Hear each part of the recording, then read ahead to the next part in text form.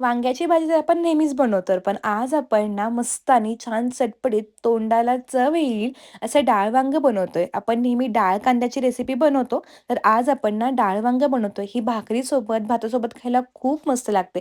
चवीला अगदी भन्नाट आणि माझ्या पद्धतीने केली तर नक्कीच आवडेल. तर त्यासाठी इथं बघा मी 3 ते 4 मध्यम आकाराची वांगी घेतली. आजची जी रेसिपी आहे ती मी 3 ते 4 लोकांसाठी बनवते, त्यामुळे मी मध्यम आकाराची वांगी घेतलीत. तुमच्याकडे जर वांगी थोड्या मोठ्या आकाराची असतील ना, तरी पण ह्या रेसिपीला नक्की चालतील.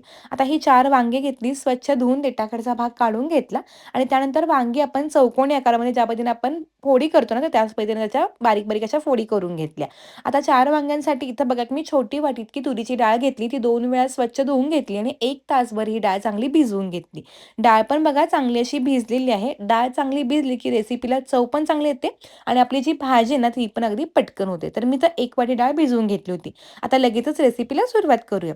त्यासाठी बघा आजची रेसिपी आपण कुकरमध्ये करतोय. तर कुकरमध्ये सुरुवातीला आपण जी वांगी आहेत ती काढून घेतली.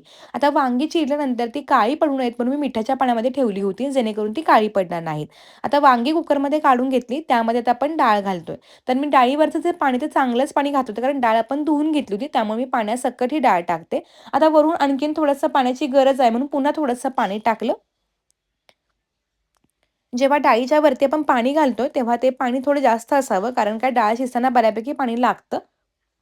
आता ह्यामध्ये पाव चमचा इतकी मी हळद घातली, जेणेकरून आपल्या डाळीला छान कलर येतो. चिमूटभर हिंग घातलं. हे सगळं बघा चांगलं असं मिक्स करून घ्यायचं. झाकण लावून आपण मध्यम गॅसच्या आचेवरती ना आता ह्याला 2 शिट्ट्या काढून घेणार आहोत. कारण डाळ आपण आधीच भिजवून घेतली होती आणि वांगी जे आहे ते 2 शिट्टीमध्ये अगदी आरामात शिजतात. आता शिट्ट्या होईपर्यंत एक वाटण बनवू. त्यासाठी एका मिक्सरच्या भांड्यामध्ये पाववाटी इतकं सुकं खोबरं घेतलं. एक हिरवी मिरची घेतली, ती बारीक अशी चिरून टाकूयात. हिरवी मिरची कशी आवडते यावरती प्रमाण कमी जास्त करा. 4 ते 5 इतक्या लसणाच्या पाकळ्या घेतल्या आणि आता हे पाणी न घालता ओबड-धोबड असं वाटण जे आहे ते आपण वाटून घ्यायचं.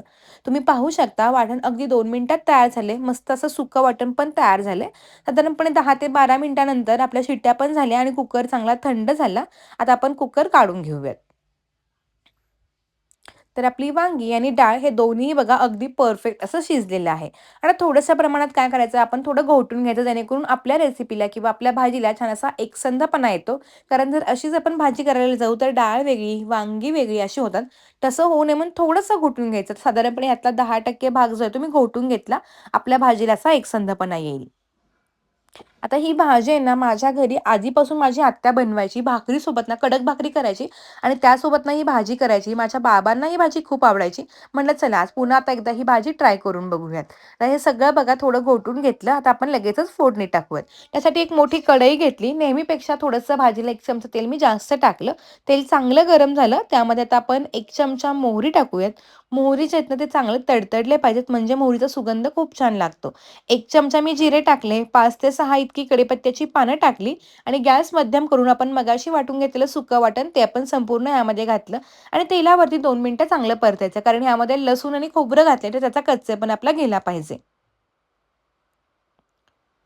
2 मिनिटं सगळं वाटण परतवून झालं. आता गॅस अगदी बारीक करूयात. अर्धा चमचा मी काश्मीरी लाल तिखट हे रंगासाठी वापरलं. अर्धा चमचा मी धने पावडर वापरली आणि 1 चमचा इथं मी कांदा लसूण चटणी वापरली, जी आपण रोज घरी नेहमी भाजीला वापरतो तर तीच वापरली. सगळे मसाले चांगले पटापट मिक्स करून घेऊयात. मसाले खाली जळणार नाहीत ह्याची मात्र काळजी घ्यायची. हे सगळं बघा चांगलं मिक्स करून घेतलं. मस्त असा छान रंग पण आला आणि आपण जे वाटण परतलं नाही, ह्यामुळे अगदी खमंग सुगंध घरभर पसरला आहे. ह्या वाटणामुळेच ना ह्या भाजीची चव ना अगदी दुपटीनं वाढते. त्यामुळे तुम्ही नक्की हे वाटण करून घाला. ह्यामध्ये फक्त खोबरं आणि लसूण आहे, पण ह्यामुळे चव खूप छान लागते. आता वाटण चांगलं परतलंय. मगाशी आपण शिजवून घेतलेली डाळ आणि वांगं हे दोन्हीही घालूयात. आता मी भाजी आणि आमटी असं दोन्ही हवंय म्हणून थोडीशी ना भाजी रबरबीत करते. म्हणजे थोडीशी फार घट्टही नाही आणि फार पातळही नाही. तर अशा पद्धतीने बनवते. तुम्हाला थोडी पातळ हवी असेल, तुम्ही थोडंसं गरम पाणी ह्याच्यामध्ये ॲड करू शकता. पण मला नको होती त्यामुळे मी थोडीशी अशाच पद्धतीने भाजी ठेवली. हे सगळं चांगलं मिक्स करून घेतलं. चवीनुसार आता आपण यामध्ये मीठ टाकूयात. तुम्हाला हवी तर तुम्ही थोडंसं गूळ किंवा साखर पण ह्यामध्ये ॲड करू शकता, ज्यामुळे थोडीशी मस्त छान गोडसर छान चव लागेल. आता हे सगळं चांगलं मिक्स केलं. गॅस मध्यम करून ह्याला छानपैकी दणकून उकळी काढून घ्यायची. मस्त अशी छान उकळी आली, की वरून ना अर्धा चमचा इतका गरम मसाला घालायचा, बारीक चिरून घेतलेली कोथिंबीर घालायची आणि मस्तपैकी आपली ही डाळ वांग्याची भाजी किंवा आमटी तयार झाली. गरमागरम भाकरी असू देत किंवा भातासोबत ना ही भाजी खायला खूप छान वाटते. एकदा तरी तुम्ही नक्की करून बघा. माझ्या आत्याच्या पद्धतीने केलेली ही डाळ वांग्याची रेसिपी. तुम्हाला जर आजची रेसिपी आवडली असेल ना, तर व्हिडिओला लाईक करून तुम्ही हा व्हिडिओ कोणत्या गावातून किंवा कोणत्या शहरातून पाहताय हे मला कमेंट करून सांगायला मात्र विसरू नका आणि तुम्हाला आणखीन किंवा पुढची रेसिपी कोणती हवी हे पण कमेंट करून नक्की सांगा. मस्तपैकी छान अशी उकळी आलेली आहे आणि घरभर छान असा सुगंधही सुटलाय. अगदी गरमागरम आपली भाजी तयार झाली. आता आपण गॅस बंद करून घेऊयात आणि गरमागरम भाजी सर्व्ह करून घेऊयात.